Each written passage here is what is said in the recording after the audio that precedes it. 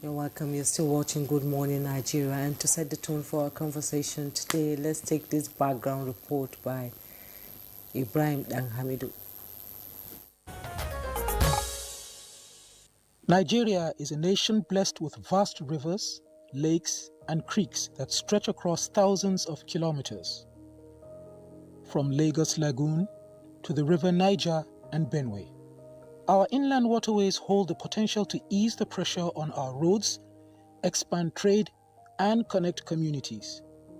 But with this potential comes challenges: safety, regulation, and enforcement.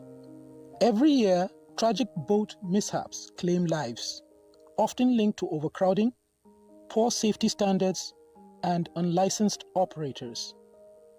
Beyond accidents, the adherence and proper supervision to regulations hinder investment in water transport, leaving untapped a sector that could reduce traffic congestion, boost tourism, and create jobs. The federal government, through agencies like the National Inland Waterways Authority, NIWA, has been pushing reforms, enforcing safety jackets, licensing vessels, and dredging channels. But questions remain. How do we strengthen regulation without stifling business?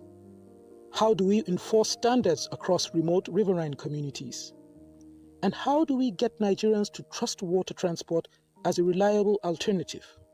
Globally, inland waterways have been turned into engines of growth. From the Danube River in Europe to the Mekong in Asia. Nigeria too can achieve this if policy, enforcement, and community awareness all align.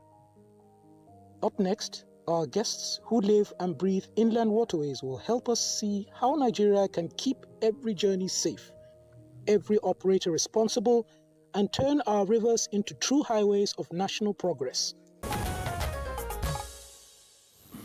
All right, many thanks, Ibrahim Habidu, for that background. Let's now begin this conversation and introduce our guests who will be discussing regulating inland waterways transportation. Let me introduce first Professor Umar Adam Katsael, MNI, Vice Chancellor, Federal University of Transportation, Daura, Katsina State. It's a pleasure to welcome you to Good Morning Nigeria. Thank you very much. It's my pleasure to be in this very important program. Thank you very much. All right. Also here in the studio is Manu Chuboju, who is a lawyer and transportation consultant. We thank you for coming. Thank you very much. Good morning, viewers. It's a pleasure to see you again. And joining us from Lokoja is Surveyor Olawale Adetola, General Manager, Business Development, National Inland Waterways Authority, NIWA. Thank you so much for joining us.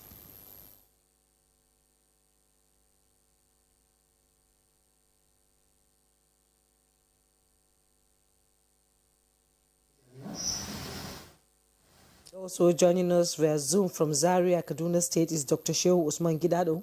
He's the Director of Maritime Transport, Nigerian Institute of Transport Technology, NIT. Thank you for joining us. Thank you very much. Good morning, Nigerians. Victor? All right, let's begin from NIWA. For obvious reasons, they have the responsibility to look after our waterways and regulate what happens along the channels. So let me ask, what exactly is the state of our waterways as we speak in terms of safety, use, and whatever makes up, the transportation, water transportation business?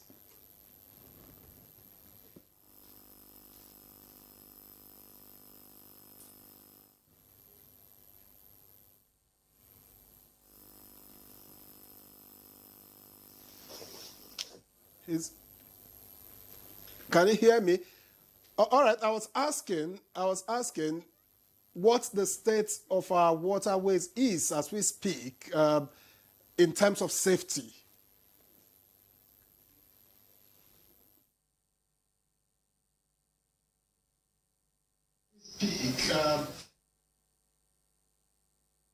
In terms of safety is one thing, and I think safety is one of the most important requirements today on the use of Nigerian inland waterways as a means of transport, which it is really more important for. But most of all, to achieve that, really, there has been a long-term neglect where we must start emphasizing this on the development and use of Nigerian waterways as a means of transport. More to that, it has led to low level of infrastructure development. There are no jetties, no landing points, no loading centers, no real connectivity with other modes of transport. So the level of development of the terminals for Nigerian waterways, where loading takes place and where the journey starts and where it ends, is not really well designated, not built, not developed at all. So that is one key factor. So from there again, rickety canoes, boats, and watercrafts are used. There has never been any change in the technology, design, or resilience of the boats we use to the rough environment of the current inland waterways we have.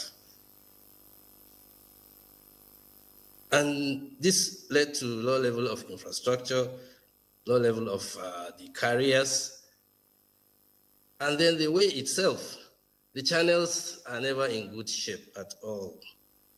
We've had one experience of dredging, which was really not good enough because it has been marred by several issues. But since then, no level of development has taken place on the waterways for it to be safely used. Well, most of them. Licensing system has not enforced this level of skill on them. Ownership of boats, its registration, and licensing for operation is also very weak. So generally, there's weak enforcement of basic safety standards that are required to have good operators on the waterways. And then passengers, again, because of this, the commercial importance of waterways just fizzled away. Unless in areas where it is mandatory, you don't have any option. That's one. Then again, on exigencies, trying to cross from one bank to the other, trying to move from one market to another, or trying to use it as a cheaper mode of transport for attending ceremonies. So these are the common uses which the Nigerian waterways should have been developed beyond this. Passenger travels, goods transportation should have been what is going on our waterways. But because those terminals where such, you see, in transport, the most important thing is the terminal. Where do you start the journey? And if there is no jetty, no ramps, no landing ports, no designated areas for connectivity with other modes of transport, waterways transport cannot take place. And it's not taking place currently in Nigeria. okay, Dr. Gidado, thank you so much for your opening comment here. Now, let's go back to Surveyor Olawale Adetola. He's the General Manager, Business Development, NIWA. He's joining us from our Lokoja studio. You've listened to Dr. Gidado raise some pertinent questions, and people have been saying, experts, in waterways have said NIWA has been there for more than 2 decades, and still we're having constant accidents on our waterways. So what concrete steps is your agency taking to ensure operators in particular comply with safety rules such as life jackets and vessel capacity limits? And can you tell us what is the state of the waterways in Nigeria as of now?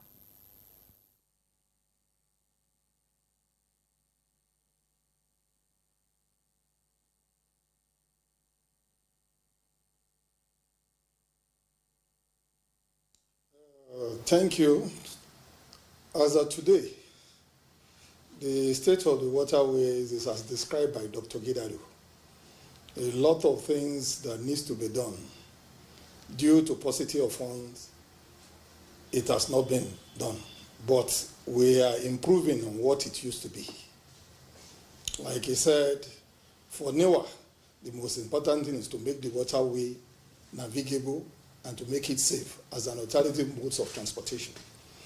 Presently, since last year when the Inland Waterways Transportation Code has been inaugurated, we've been doing a lot of sensitizations, but we've been trying to play down on the enforcement. But as of recent, we are now moving more seriously on the enforcement of what needs to be done by operators on the waterway. And we have engaged community people as river marshal to make sure that some of what we are supposed to enforce, they do it. That is ensure that for whoever is on a vessel, water vessel, you must put on your life jacket. Not just putting it on, it must be properly done. You don't overload the boat and you don't move at night. These are some of the things we are doing. And like you have just said, the essence of it is to make it a veritable means of transporting people and cargoes. So whatever needs to be done, we are working on it to attract private investors to go and invest on the huge potentials that is available on inland waterways in Nigeria. In so many ways, we are calling on people, let them come. If they have any question, we are ready to answer. In a way to put them through so that they will develop the waterway as the road has been developed. And we are collaborating with the Nigerian Railways too, to see wherever there will be connectivity to make the inland waterways more viable. We are working on it too. So we are doing a lot of things, but I believe with time, it will reflect on the country as we get better and better. But by and large, we have done a lot from last year to now, and we are still doing more, and we are still going to do more. All right, thank you very much for your opening remarks. I'm sure we'll get back to you multiple times because all of this revolve a lot around the activities of NIWA. But let's get here in the studio and let me get to Professor Kasayal. I'm just wondering what specific gaps in our, inland waterways sector was the University of Transportation set up to fill? So thank you very much. Before I go into that, please permit me to use this golden opportunity as a degree. Why? Because we know that this is a mode of transportation which, if not older than anyone, globally, is one of the oldest moving in waters. Because we know water is the largest platform. We see this earth, but when you go into water, we are just island. How big your area is an island. How big it is. So, besides the oceans, internally we have a lot of waterways connecting communities, connecting towns, cities. You see, even in cities, even here in Abuja, you see there are pockets of water. That's why you have Jabi Lake. So as a result, we see that it is very important for the university to build capacity in that area. We are using old boats, as they mentioned, not giving attention. I don't want to say neglect, but not giving the due attention. That's why we are using that old boat. We are still using paddling, and our young ones now are not much interested in such things. Remember, not only in water transportation, but in many of those cultures whereby you see families, they have established trade. Our young ones are not imbibing such trade from their parents and grandparents. The same thing with this water. That's why I say, okay, let's establish a program specifically for that reason and build capacity for Nigerians and even beyond. So that over time, this will be very much attractive, using newly constructed boats, using, now you have simple boats that are not wooden. Are plastic, some it's just balloon. You blow it, you can collapse it. So very easy. And also using jetties. And now you have movable jetties, so that even if the water over time goes down, you move it. And also with sensors, so that you can identify either wood inside water, or rock, or any obstacles, so that you'll be able to avoid it. And also such devices that can help to even move even in the night, so that the transportation will continue. Not only it will continue, but it will continue seamlessly, efficiently, and without any unnecessary deaths and loss of properties. Now it has just started. I am telling you, right from Kebbi State down to Akwa Ibom, say this will continue to happen. Just last week in Sokoto. Before then, it was in Kebbi. It happened in Niger State. It will continue. It's something last year. And this will continue to happen unless we put a lot of these measures. And that's why the university is giving this serious attention by building capacity, because even if you provide the infrastructure, once there's no human capacity that can utilize the infrastructure, we are going nowhere. Let me use this time also to sincerely appreciate what the Deputy Senate President did in Kano State, in Abuja local government. That's all water. He has recently provided 2 boats, more than once, which people are now using from one community to another. That's why last year you didn't hear, but also that place was annual occurring, but it didn't happen last year as a result of that intervention. We encourage him to also provide jetties, but at the 2 sides. And this time around, let it be a kind of movable jetty, so that if the water goes down, you can move it and utilize, and also provide other infrastructure at both sides so that it will continue. And call on other people. They rightly mentioned, from local as the business mentioned, that this is an area whereby not only the government, but also individual and corporate can come in. You can have a commercial boat that you can continue to make money. And the regulators, they should not downplay their constitutional duty of the regulation. They must intensify effort in that area, because people, many at times, they rely God day. This is wrong thing. You cross your life on danger. God that created you knows that, but He has given you the knowledge, He has given you the intent that don't put yourself in a danger. And also, besides the regulatory agencies, even along lines the communities, you have to protect yourself by adhering to those rules and regulations. Not only by the government, if any communities, they have the rules and regulations, adhere to such rules and regulations so that we continue to utilize this very important sector, and also continue to reap the benefit of that, not only movement, but also what we call environmentally friendly, because we cannot just, while using that waters, but not also taking care and being mindful of the environmental impact also. Thank you very much.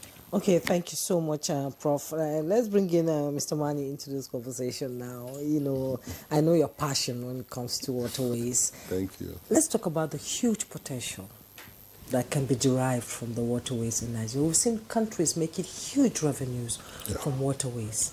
And in Nigeria, it's as if it's just to transport people across. You know, you can transport cargo, human goods and everything, and then take them to their destination. The waterways are there, but apart from regulations, what needs to be done to ensure that it can contribute also to the GDP of this country? Thank you very much. Prof has mentioned a lot of what needs to be done. He's mentioned capacity building, provision of jetties, and infrastructure provision. In addition to that, again, he also mentioned that the regulators need to take the issue of regulation and enforcement of the safety rules seriously. He also mentioned, which is where I will take off from, the potentials, that there needs to be a public-private partnership engagement. The exploitation of water resources is not just for the local communities, where we keep using archaic, outdated canoes. You see Prof was doing like this. And unfortunately, that is where we have been in the last 300 years. The development, yes, rowing manually and using rickety wooden boats. You see, what the Deputy Senate President did by providing modern boats, modern is the word, modern, not wooden, modern boats.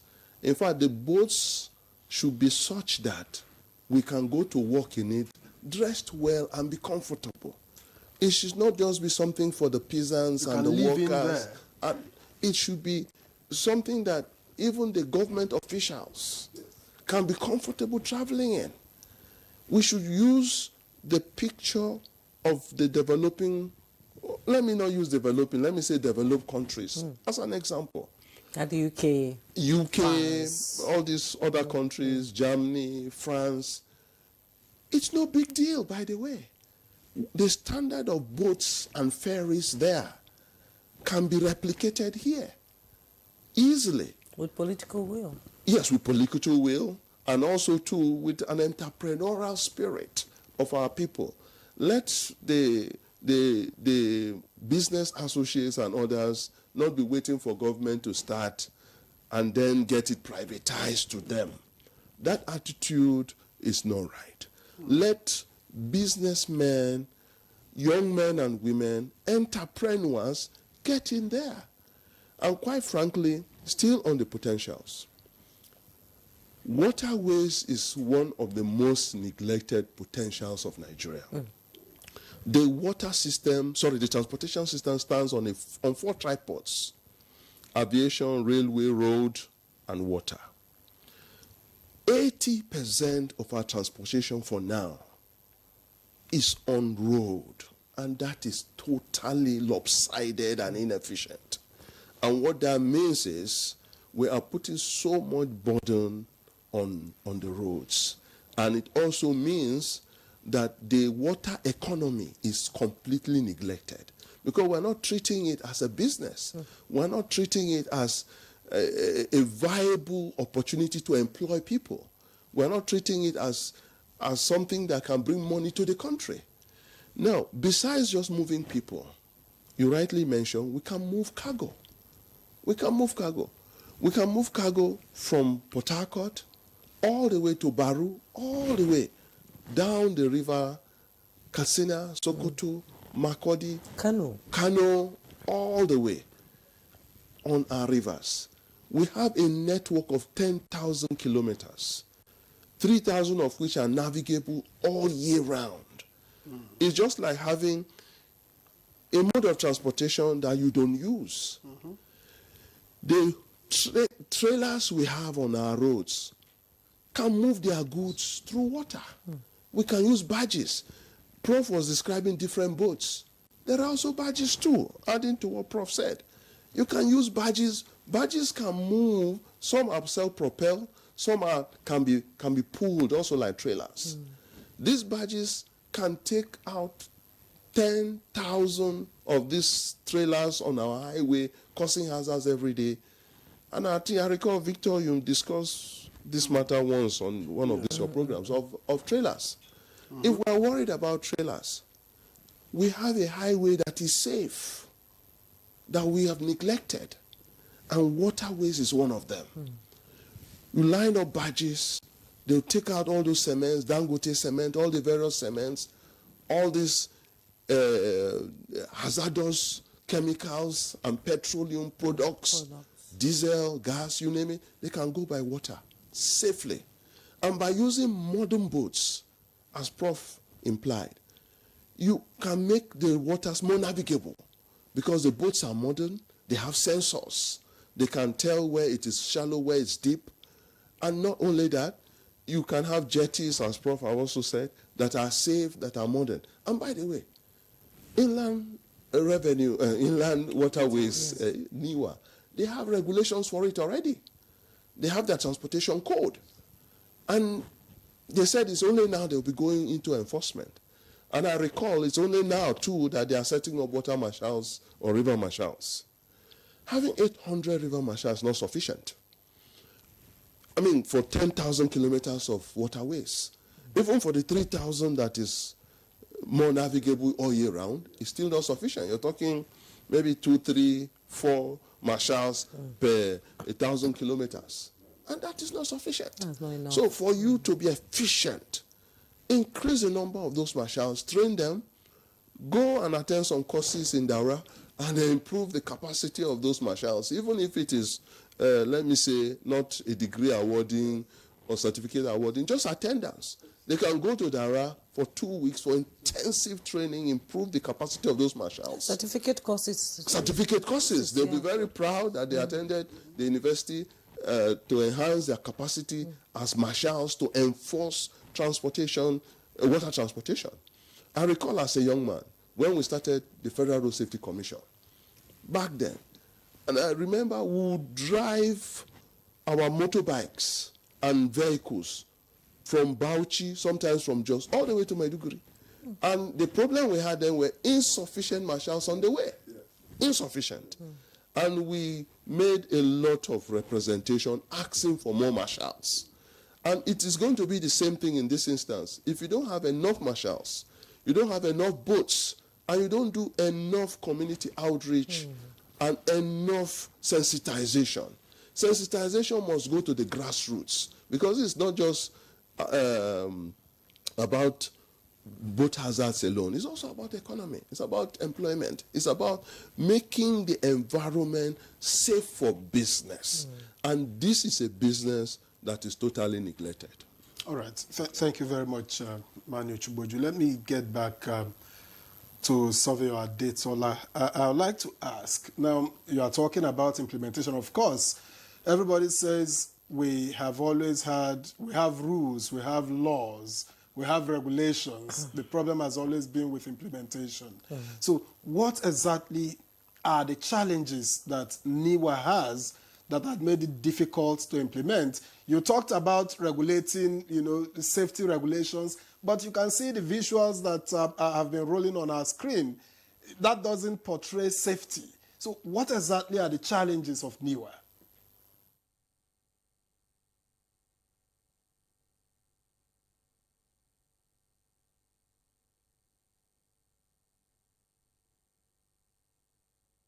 Once again, just like any other organization, paucity of funds to drive most of what we want to do is a principal one. But that one, the way things are now, we are moving towards what the last speaker just said, private-public partnership. In whatever area we can collaborate, either with another agency or with the general public, we are looking into that to make sure that our enforcement of the regulation is sacrosanct. By and large, the things we have done, most of the accident we are talking about has to do with majorly human errors. And just like the last speaker said, we are looking into bringing them for short-term courses to improve their knowledge on what to do on the waterway so that it will be a very safe and reliable mode of transportation. Just like I said again too, the personnel we have now, they are inadequate, grossly inadequate, and for us to have more, we need more fund. But if government cannot provide, we are looking into people who are ready to collaborate with us to make sure that the enforcement of this regulation is done properly. And just like he said also, there is a lot to be made from the waterway. Water incident and aquatic weeds that is constituting a navigable hazard. There are people who are ready to use it to make money by converting the water essence and the aquatic waste to mats and some other useful things for the society. So there are so many areas we can collaborate. Some people are ready to construct more jetties for us. They will use for some time and it will revert back to the government. So these are all the areas we are looking at. And more and large, I think we should be talking about collaboration among agencies. Like we just came back from a trip to the Barrow River Port. We are collaborating with Nigerian Railway and we are collaborating with the state government to make the access road that goes into that place okay. So that for cargo that will be coming into the port, it will be easy to be evacuated. Because if there is no road to evacuate whatever comes in, then the river port won't be used. So these are so many areas we are looking into to make sure the waterway transportation means is improved upon. And another thing is people are reluctant to use the water. I think I need to make that clear. Many people are reluctant to use water, they are afraid. So we need to still continue to sensitize and enlighten people that it is the most viable and more reliable way of getting yourself to from one place to the other, and also safely.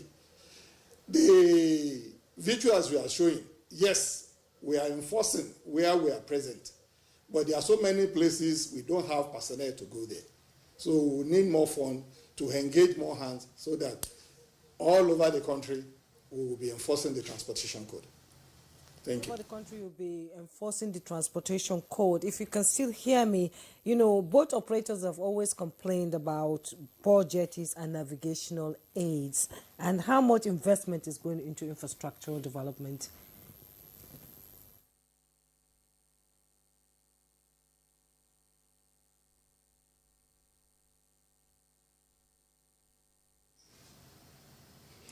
Thank you.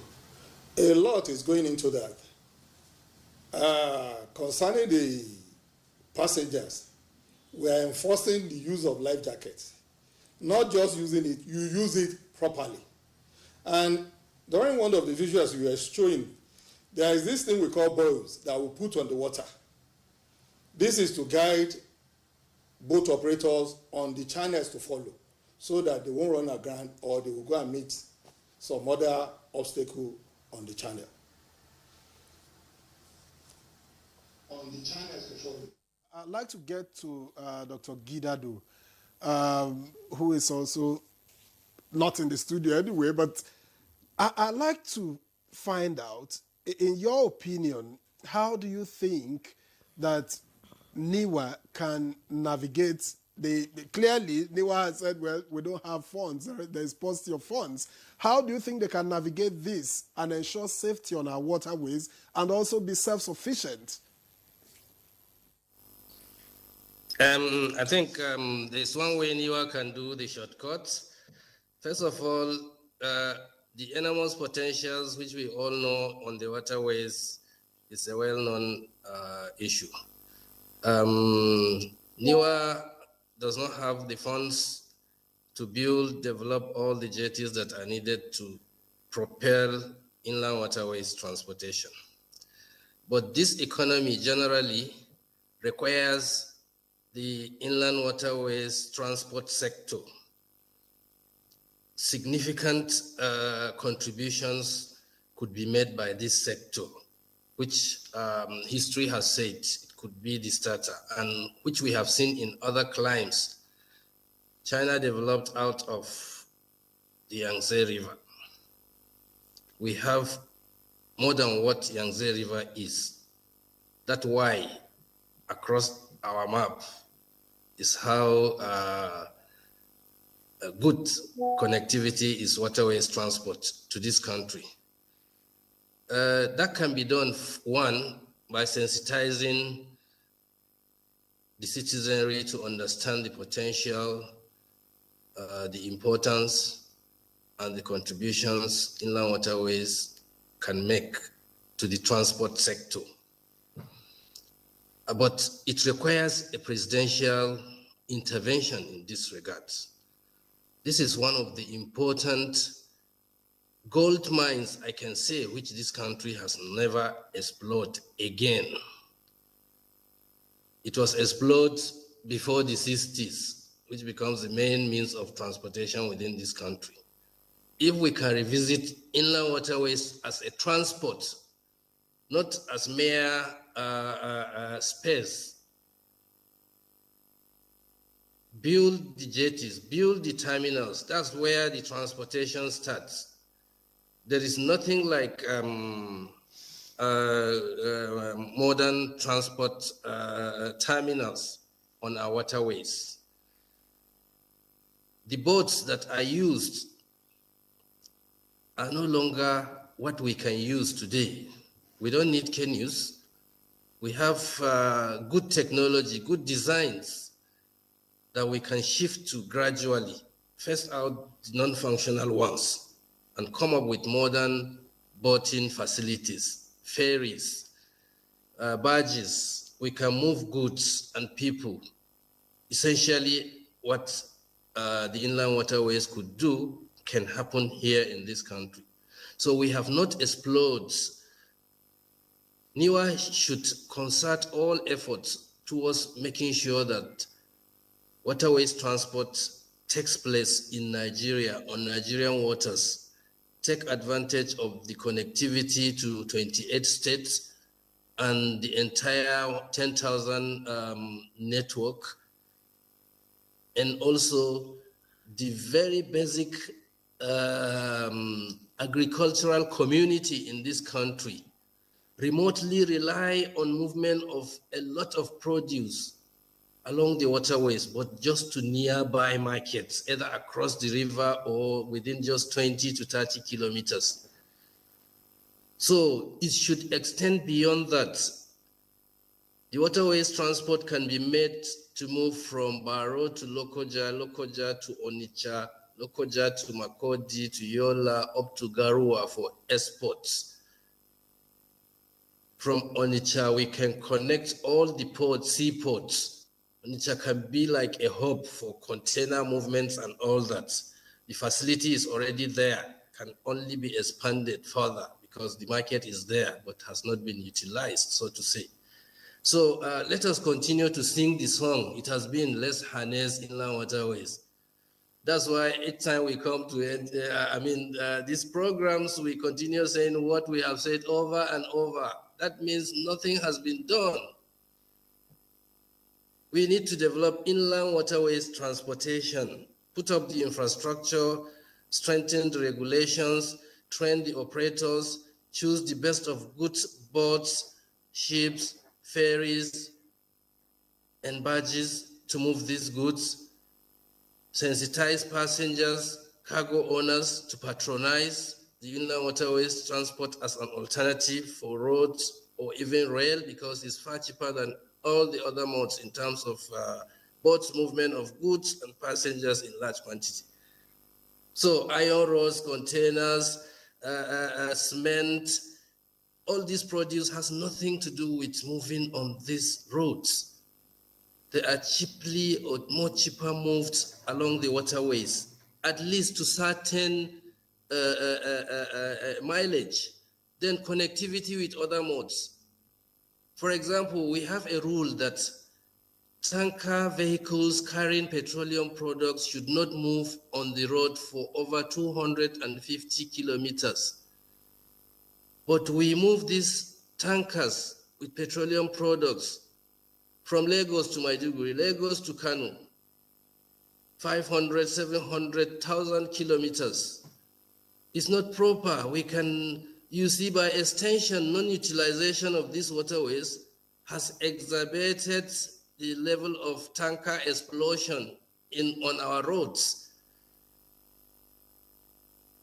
These are dangerous goods that cannot be subjected to long distance movement and shaky roads with bombs all over. You can imagine you are shaking a jerry can of petroleum in your hand. What do you think after some time we resort to? So that's how these tankers move along the roads. We have iron rods. We have cement that originates from cement waterways zone, which can equally move for some distance just to save the roads. I think there are a lot of agencies that should get involved, and particularly we need to regulate freight in this country. We need to say which goods should move on which mode, or what percentage of goods should move on road, on rail, on waterways, and then we can achieve that balance, because currently the waterways are not participating in the movement of either goods or passengers across this country, while the vast potential still remains what it is. Remains what it is. I like the fact that you've painted a picture that if reforms are properly implemented, the waterways can contribute immensely to the revenue collection here in Nigeria. And our guests, don't forget to, our viewers watching us, don't forget to put the number on your screen to send in your contribution, questions, and, response to some of the discussion topics. Some of the issues that has been raised in this conversation. Let me bring in Prof into this conversation now. We've listened, and one thing that also always comes to mind when we talk about this thing is the states themselves. So what is your response for the growing call for decentralization of inland waterways regulation to states so that the subnationals can contribute and be able to move this sector forward? That's very germane. Let me remind us that it is very easy and cheaper to bring goods to Nigeria from other countries, long-distance countries like China, with ease, through water. But going into the interland, just to even within Lagos, not going to Maiduguri, you see, if care is not taken, you may multiply the amount of money you spend bringing the goods to Nigeria, with ease. So this means that this infrastructure we are talking about, not today, we are not talking about majorly on rail or roads, but they are interconnected with waterways. It means that not only NIWA, we need to call the attention now, it's also states, because no any laws that prevent state from investing. We are talking about public-private. So since we are talking about public-private, it means that states are the major partners in public relationship. Yes. Yes, it means that these affected states must, without any further ado, invest, not only invest, but heavily on this area of waterways. Not it will only save their people, the goods of the goods of the people, the environment, but also it will bring fund, it will bring money over time. So, and not only NIWA need to bring the regulations, the personnel, even the road safety, we have what we call special marshals. So it means that in collaboration with NIWA, states can also have these marshals if they can clamor for state policing. There's nothing wrong in also clamoring and even establishing. If they can establish vigilante, why not also establishing what we call special water guards, special water personnel. Like they have it yes, in other climes. And other climes, so that they can utilize them to protect those ways, those are waterways, also to improve on it. Because as we said, human being, it is always complex being. He is seeing danger and bringing himself. But you, the owner of state, you, the leader of state, say, no, it is my responsibility to protect you from going into that danger, whether you like it or not. And this can only be done by providing those guards, by providing those relevant personnel. Therefore, I am calling for states to please invest heavily in this area. And the states, they have the wherewithal to do that. And this is a responsibility. This is a call to duty. so that with NIWA, with agencies like ours, whereby we can give the training. And let me tell you, I have already written to some states, right from Sokoto, Kebbi, Zamfara, Niger, that this is a university whereby not only you don't need to come to Daura. We can come, organize, we can come to state, train people. So those people you can select from those affected or affected communities. We train them. Then they go back to train others, train the trainers. You don't need to spend a lot of money, and also teach them how to maintain their boats, because when you also procure the modern boats, also need to train people so that they will be useful, so that they will not spoil within a short period of time and you become abandoned and become nuisance. So we'll give that opportunity. So the call is not only on state, but also on individual around the area, that you can contribute to your community if you have the opportunity. And also National Assembly members in that area, they can utilize also their zonal intervention. Instead to build, for example, primary school classrooms or block of a classroom, providing street light, you can also intervene in this area. And thank God, now we are on the right time. Appropriation is coming 2026. So I'm calling the state government to put in place budget line for the improvement of their waterways along the line. I'm calling for senators and House of Representatives and state to also utilize their zonal intervention in that area so that they can empower their communities with these jetties, with these barges, with these modern boats that are not too expensive. And we can come in form of training to build the capacity of the community so that not only those things are procured, but are maintained, and over time we enjoy the usage, we benefit from them, we make a lot of money, and this will attract the private, because it's very difficult for private person to come and invest without any platform. So the initial thing is the government. The initial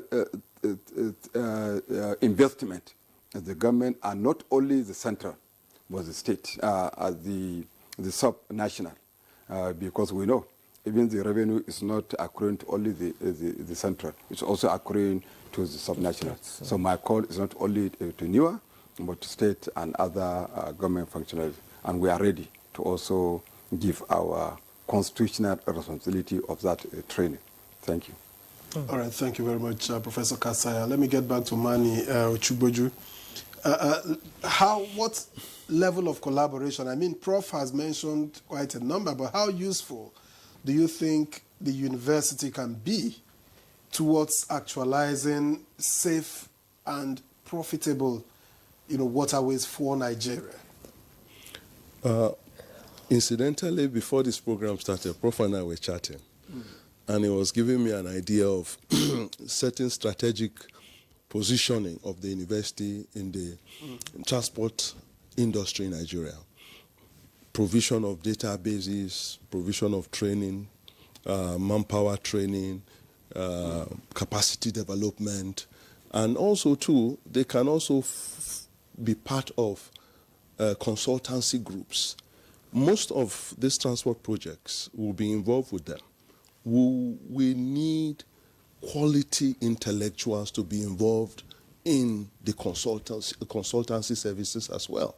It's not just enough for those of us who have been doing it either as lawyers or former road transport workers, former marine transport workers, but the intellectual aspect, brings a certain level of creativity and a certain level of enlightenment and wisdom that sometimes, most cases, we lack.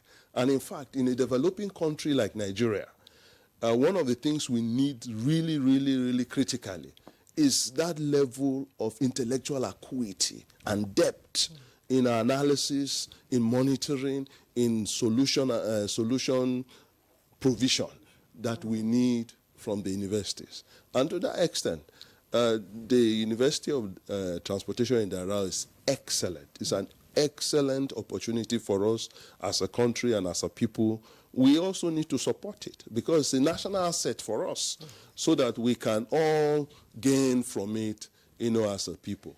And as you can see from what Prof was saying, that the issue of involving the states is critical. And to that extent, it is right and proper we call out the states. 28 states are connected to water. And these 28 include Borno, by the way. Yes, of course, yes. Exactly. So all the way, 28 states that are connected to mass movement of water, we need to involve the Ministry of Transports. The Ministry of Transports, unfortunately, tend to be an appendix of Ministry of Works in most states. Yes. You rarely see a designated Ministry of Transportation in most states. That's to tell you how the mindset of most states are. They just think of Ministry of Health, Ministry of Justice. They don't think of Ministry of Agriculture, thank you very much. They don't think of Ministry of Transport. And when they think of Ministry of Transport, what they think of is just provide one bus and paint it. This line, this state line, that state line. That's all. What about water? And that's also why we welcome the challenge Akwa Ibom is presenting and Enugu State is presenting. They are going to aviation. That is to tell you, these are states with a vision and want to take transportation seriously. And so if Akwa Ibom can go into aviation, Enugu State can go into aviation. Calabar can also do. Yes. Borno State can do. And then other states can go into water transportation. We can have ferries, modern ferries, and they must look for a way to discard canoes, by the way. Just as we don't like Okadas, as we call them. That is what canoes are. They are Okadas. They are hazardous. We must get rid of them. And there's no monitoring of the canoes. How many passengers they take. Exactly. In fact, by the time we start pushing this idea of modernization of the water transport, by the time we start bringing modern ferries, modern barges, modern boats, modern ones that you can sit down, read your book, drink your coffee, and be comfortable. Those modern types, nobody wants to use the canoe. Nobody. Canoe, open canoe, somebody is pushing it with his pedals and it's dangerous. So let's just agree as a policy position that this is hazardous and it should be banned. But we can't just ban it outright, provide alternatives. And how do we provide alternatives? By calling the state governments and inviting the Nigerian entrepreneurs. Bring in your business ideas. Let's invest in this neglected area of our industry. And that will bring about a turnaround in what we are seeing today. A turnaround in what we're seeing today, exactly. It's quite interesting because some people like me, I love water. I like traveling with water, but unfortunately, it can't be done here in this country. Let's bring in Mr. Adetola. Mr. Adetola. I think we should go on break before we take. Okay, we're taking a break. Yes, and to our viewers, please don't forget to send in your contributions, your questions, and in response to the conversation taking place. We'll take a break now. When we return, our conversation will continue. Don't go away. Yeah, welcome back. And if you are still watching Good Morning Nigeria, watching this program now, we're discussing, the waterways in Nigeria and its potential. But we have viewers who are contributing to this conversation now. Let me take it before we get to our other guests. Let me take the ones I have.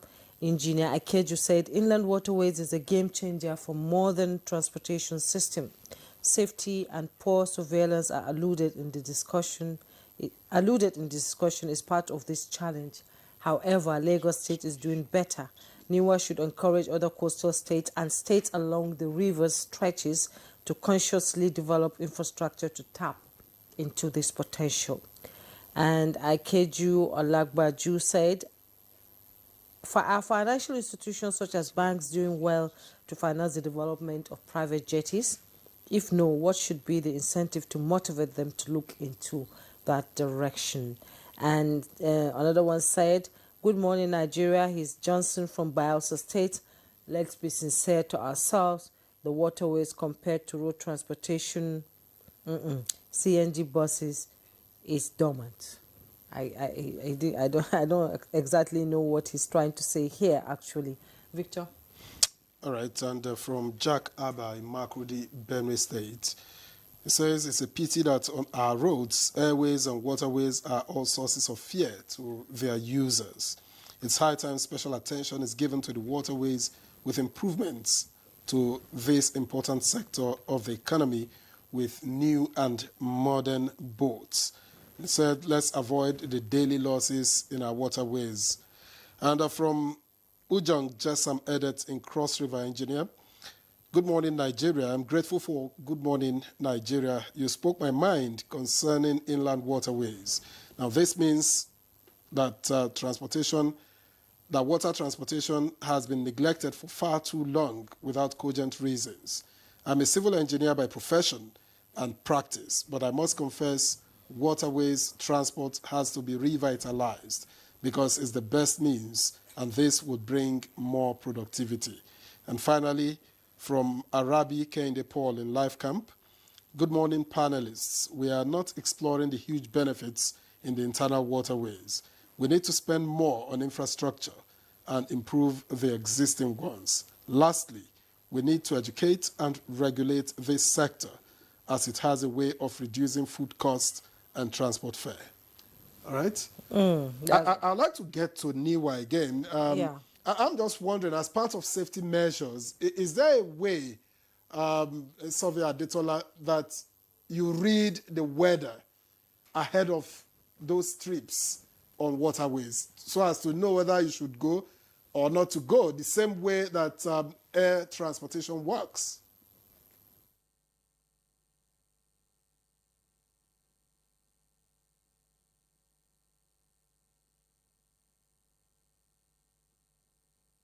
Thank you. We collaborate with NIMET. We don't read the weather, they do, but we collaborate with them. So it's not just the weather, even for flood. We rely on them for prediction on when flood might occur. And as we do, we give out relevant notices to the riverine communities that might be impacted by their prediction. So we are collaborating with NIMET in terms of weather. And for other organizations that we know are vital to our operations on the waterway, we collaborate with them. And in whatever area, we need to let the public know that this is what is happening. We disseminate the information quickly so that lives will be saved. We do this. With you, apart from monitoring the weather, how do you ensure that operators comply with issues surrounding vessel capacity limits, the number of people they take on the vessels? How do you monitor? Because there's often a blame game between NIWA and state agencies like LASWA. So what are you doing to ensure that limitation on boats is adhered to?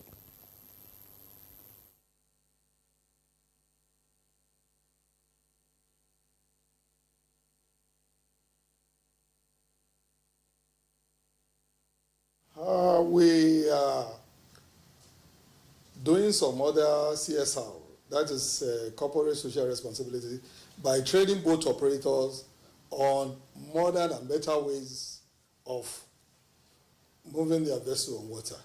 And like the issue you are talking about with LASWA, we are collaborating with them. Just like it has been mentioned, all the riverine states or the coastal states, we are encouraging them to partner with us.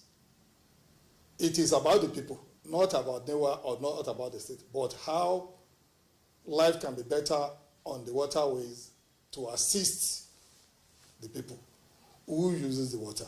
And by doing that, we are making it more enticing for other people to come on board. Because generally, many people are scared of moving on water. So we are ready to collaborate with any state, not just the state, local government, so that waterway will be used, not just used, but in a better and modern way. And it will be done in a safer and a very good way. Thank you. Thank you very much, Sofia Adetola. Let me just get to our Zoom guest, Dr. Gidado. I'd like to ask, from a training and capacity building standpoint, how ready would you say Nigeria is to produce the manpower required to manage our inland waterways and make a success of it? Thank you for this question. Of course, at this point in time, training for the inland waterways should start from a kind of a needs assessment. And what we don't have today in operating transportation on our waterways is, first of all, good hands and techniques for boat design.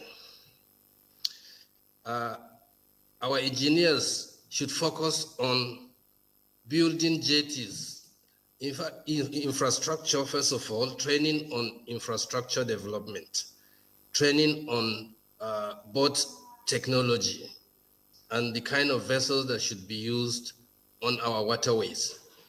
Then regulatory issues are on ground, training on such can be given to middle and senior officers in the industry.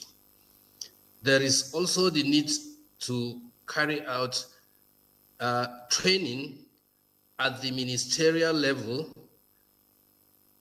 on officers who are concerned with actually overseeing activities in this sector, to understand the enormous potentials, to also understand implementation strategies towards bringing in the private sector, the entire Nigerian transport user, to understand the need for alternative on the waterways. So principally, the kind of training needed for our waterways starts from the basic skills for understanding the operability of the waterways. Just like we, maybe by guess, all know how to move our vehicles on the road. For the waterways too, first of all, you need the terminal where this transportation should start. And you need the way, that is the channels on which these ships and boats and barges can move on. You need to train the operators of this. You need to acquire the boats, first of all. Identify the specific type of technology, low draft vessels, because we have not dredged these channels that deep to use every kind of ship or boat design. And this is one of the major causes of some of these accidents. We have all said that remove canoes. Gradually, we can do that when we are trained. We have visited a lot of boat builders. They are still using the last old technology of putting wood in form of a canoe and then attaching engines to it.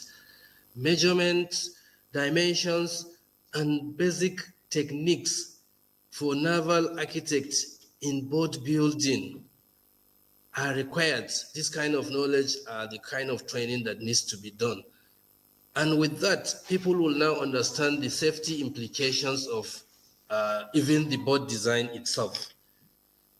So then the commercial aspect, we should be able to start making all students of transport to understand the comparative cost in the various modes, and also for goods and for passengers. With that, there will be another training on marketing strategies towards making those who make use of transportation to understand what mode suits which kind of operation, which type of cargo, which type of passenger, what kind of routes. All this basic knowledge of fundamental principles of transportation should be built into those who should be concerned or engaged with inland waterways transportation too. The motive power, boats, ships use outboard engines, use built-in engines, what type of propeller, How does it resist the type of waterways we have? How does it display some level of efficiency in pushing, pulling, or moving these vessels we are putting on the waterways? Their speeds and speed limit, their duration for operation, fuel consumption. All these are various technologies and techniques that are available which can enhance the type of vessels, the channels, and the type of landing points we use for the waterways. And training should go on all these aspects. Every time this we come to talk about here, Dr. Mani, I'll come to you before we go to Prof. Every time we have a boat mishap happens, people lose lives, we come here, we talk about it. It's like a sing-song. We keep going on and on. So, in your opinion, do you think government itself has shown enough political will, to arrest this recurring situation on our waterways that continues to happen? It goes on the news. After some time, people actually forget that it happened, and then it happens again, and we come here, we talk about it. So is there the political will by government to ensure that this does not continue to happen and people will not continue to lose their lives on the waterways? Jume, thank you very much for this question. You recall the statistics that Prof narrated. 400 up to 3,000 in the last decade and more. And that's in just the last decade. What it suggests is it is a recurrent thing, and we are going to be having this kind of hazards. Now, these data are shocking, they are outrageous, and worse, they are avoidable. They are avoidable deaths, they are avoidable incidents. As to the government's will, when we say government in this system, I don't want to think of just federal government alone. Good. Now, 28 states have waterways in Nigeria, 28. We call them out. First and foremost, the Constitution of Nigeria does not put water transportation on the exclusive list. Let them remember that. It's not on the exclusive list. So having Ministry of Agriculture and Health alone is not enough. Your Ministry of Transport must include water transportation. Even if you are not even on the coastal line, there's nothing wrong with you making arrangements for it. That needs to be drummed in.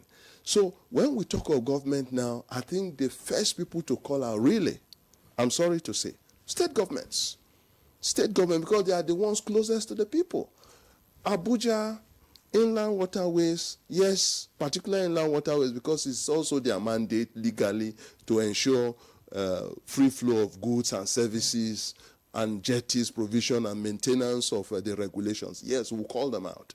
But we have to look at what the state governments are doing. Even local governments in Lagos, they attend to water transportation. Local governments in Lagos State. If Lagos can do it, River State can do it, Bayelsa can do it, Calabar can do it, Benue can do it, Katsina, Zamfara, all the way that are all connected to waters can do it. And I keep reminding people also Borno State, because sometimes people forget that Borno has water too. So, but seriously speaking, these are critical issues. There are ports already in places like Baru. Baru has a port. And what's the problem with Baru? Old, neglected, no access road. But it's a functional river port, completely neglected. And we need to also call out Onitsha here. Onitsha has one of the finest river ports in Nigeria. And unfortunately, for the last 20 to 35, going to 40 years, you can verify, as we say in Nigeria, it has been neglected for no reason. Complete, sophisticated, well-built river port. So this, our neglect goes deep. It's not just even at just the governmental level. It goes down to the communal level, the business people. The bulk of the containers that enter Nigeria, they go to Odisha. But Onitsha businessmen, or rather put it in Lagos and transport it by road. Why don't you bring it to Port Harcourt? Why don't you bring it on air and use barges to take it to Onitsha? It's safer, it is cheaper. Prof was saying you can transport goods from far away China to Nigeria, cheap, within 45 days. But you spend about the same time and money carrying it from Onitsha, from Lagos to Onitsha. I don't even want to say from Lagos to Kano or Maiduguri. No. I'm just saying to Onitsha. About the same, yes, about the container that you are carrying from China to Lagos. You spend about the same money and time. Even getting it out of the port alone, you spend 2 weeks.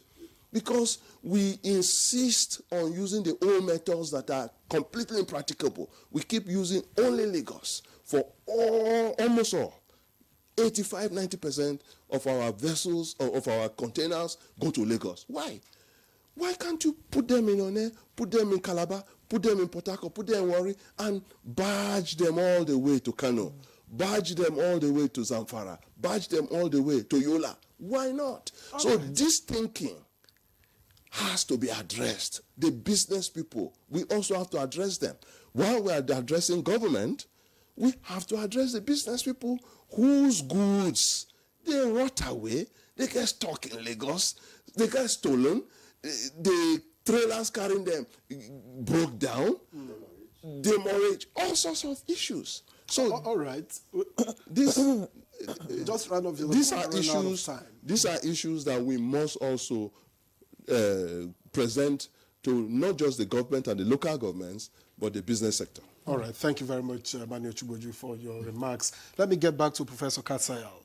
And I'm wondering, if you were to prioritize one area, would it be safety, infrastructure, or regulation for you as the biggest gap holding back Nigeria's inland waterways? They are all critical, all these things you mentioned. But for me, first, the infrastructure. Then, because you need to have the infrastructure to think about the safety of the infrastructure. Yeah. Then, second, the training. Those who need to utilize the infrastructure, all the two at the same time. Because by the time you are procuring a jetty, you are building a jetty, how do you need to utilize it? By the time you are procuring the boat, how do you, the ferries, how do you need to utilize it? Capacity building come in. And the capacity building comes together with the safety, because it's safety measures are human beings that are to enforce it, that are utilize it. So this perspective that they are all critical. So I would like to start, because this procurement takes time. As I said earlier, you need to budget for it. You need to plan for the budget. So you need to start on time. Then also the training aspect also need to be planned. As Dr. Gidado mentioned, what kind of training do you need to give? The sectors, the stages, because you need different level of training. So also then the safety, and also very important, how to utilize, because in every challenge there are a lot of opportunities. How to utilize those opportunities in these challenges we mentioned. So they are all critical, and for me, this is where we need to start. But as I mentioned, Lagos, many a times Nigerians, they used to even bring their goods through other countries, like Cotonou, somewhere up to Lomé in Togo. Why? Then follow the roads to bring them into Nigeria, because we are not fully utilizing our waterways. He mentioned that through One, where you, even from Lagos, you can utilize the same. Now we are building coastal roads. These waterways are already in existence, isn't it? You don't need to build there or there. One thing good with water is not like you come and say, okay, this where you build is not bridge, isn't it? It's only to navigate. Isn't it? So it's even cheaper. You don't need to wake up now to say, okay, we are building so number of kilometers. Let's invest. That's why we are saying just buy the ferries, buy the barges, and train people to use. how to maintain them, how to utilize them, because I am saying that not only you procure, but how to utilize them, how to maintain, because we are seeing a lot of time Nigerian we see we procure a lot of things. You see them over time. Look at these buses we procure in FCT. One time when you go there, ISO. Why? Because no plan for maintenance put in place, and also our culture, our maintenance culture, very poor. So very important building these critical areas. Thank you very much. We've already, the time is already up, for the program. How interesting it is that before you know it, 2 hours is gone, actually. So Professor Umar Adam Kasaya, MNI, Vice Chancellor, Federal University of Transportation, Daura. Thank you so much for your contribution. It's my honor and privilege. Thank you. Mani Ochubujo, lawyer and transport consultant. Thank you so much for coming. Thank you very much. And Surveyor Olawale Adetola, General Manager, Business Development, NIWA. He joined us from our Lokoja studio. We appreciate your contributions to the conversation. Thank you so much. And Dr. Shehu Usman Gidado, Director, Maritime Transport, Nigerian Institute of Transport Technology, NIT, Zaria. He joined us via Zoom. Thank you so much, sir, for your time. Thank you. Welcome, and good morning, Nigeria. And that's Good Morning Nigeria for today. Thank you so much for spending time with us today. I am Jumai Yusuf. And I am Victor Azu. We'll see you again tomorrow. Have a great day.